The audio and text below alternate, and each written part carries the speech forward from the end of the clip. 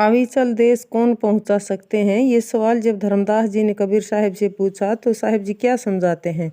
विश्वास कर मम वचन को, तब चढ़ सत की राह हो। ज्यों सूरमा रण में धसै, फिर वाच जीवन ना हो। सती सूरा भाव लखी के, संत सो मग धारिये। मृतक भाव विचार गुरुगम, काल कष्ट निवारिये। साहिब कबीर जी कहते हैं कि मेरे वचन उपदेश को अच्छी तरह से ग्रहण कर, तब जिज्ञासु जन को सत्य लोक जाने के लिए सत्य के मार्ग पर चलना चाहिए। जैसे सूरवीर योद्धा युद्ध के मैदान में एक बार घुस जाने के बाद वह फिर पीछे मुड़कर नहीं देखता, बल्कि निर्भय होकर आगे की ओर बढ़ जाता। ठीक उसी प्रकार कल्याण की इच्छा रखने वाले जिज्ञासु साधक को सत्य की राह पर चलने के बाद पीछे नहीं हटना चाहिए।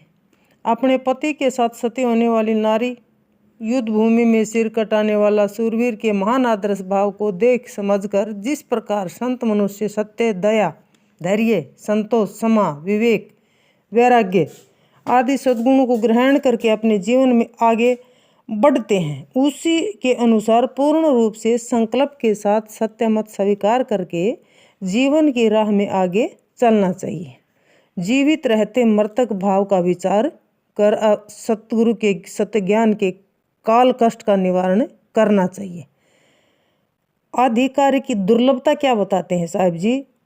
कोई एक सूर जीव को जो ऐसी करनी करे, ता ही मिलेंगे पीव, कहें कबीर विचारी के। सतगुरु कबीर साहब जी विचार करके समझाते हुए कहते हैं कि लाखों करोड़ों में से कोई एक बिरला मनुष्य या जीव ही ऐसा है जो सती, सूरवीर और संत के बताए हुए उदाहरणों के अनुसार अपना आचरण कर सकेगा, तो तभी उसे परम पिता परमात्मा अवश्य मिलेंगे, यानी वह परम पिता परमात्मा का दर्शन कर पाएगा।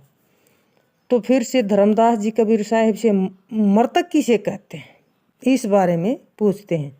मर्तक भाव पर भू कहो बुझाई, जाते मन की तपनी नसाई। कहे विधि मरत कहो यह जीवन, कहो बिलोय नाथ अमृत धन।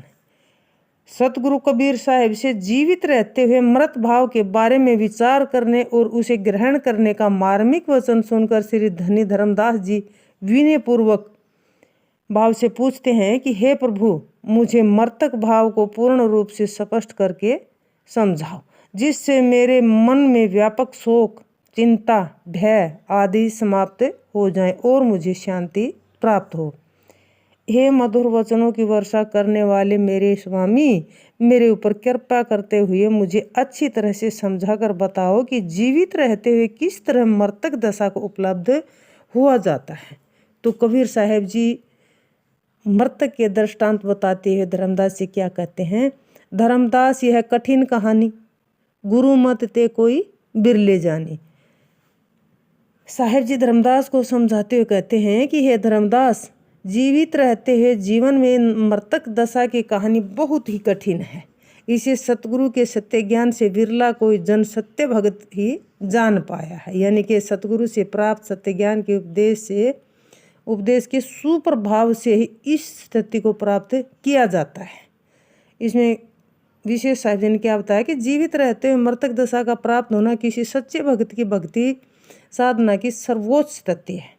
इस स्थिति में साधक संसार और शरीर की आशा, तृष्णा, काम, क्रोध, लोभ, मोह और अहंकार का पूर्णतया त्याग कर सर्वोत्कृष्ट सहज अवस्था को पाता है।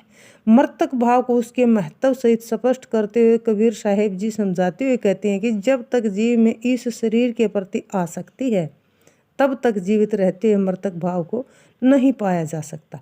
जब इस शरीर और सांसारिक मोह माया का मन से पूर्णतया त्याग किया जाता है, तब ही निश्चित होकर मर्तक दशा में रहा जाता है। जीवित रहते हुए जीवन में मर्तक दशा तब समझें जब अपने अहंकार को सर्वथा समाप्त कर दिया जाए और अपने भीतर सहज शून्य परमात्मा स्वरूप में मन को लगाया जाए। परंतु यह भी सत्य है कि जीवित रहते हुए मर्तक भाव की स्थिति प्राप्त कर पाना अत्यंत ही दुरूह है, जिसे साधारण मनुष्य प्राप्त नहीं कर सकते।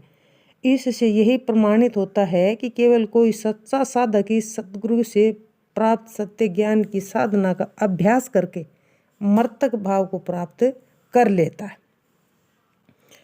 मर्तक होए के खोज ही संता, सबद विचरिग है मगवंता। जीवन में मृतक भाव को प्राप्त हुआ सच्चा संत अपने परम कल्याण को ढूंढता है। वह सतगुरु के शब्द विचारों को अच्छी तरह से प्राप्त करके उनके द्वारा बताए गए परम सत्य मार्ग का अनुसरण करता है। इससे आगे साहिब जी भृंगी का एक उदाहरण देकर धर्मदास जी को फिर आगे समझाते हैं, जो कल की वीडियो में चर्चा की जाएगी। बोलो साधु सत साहिब।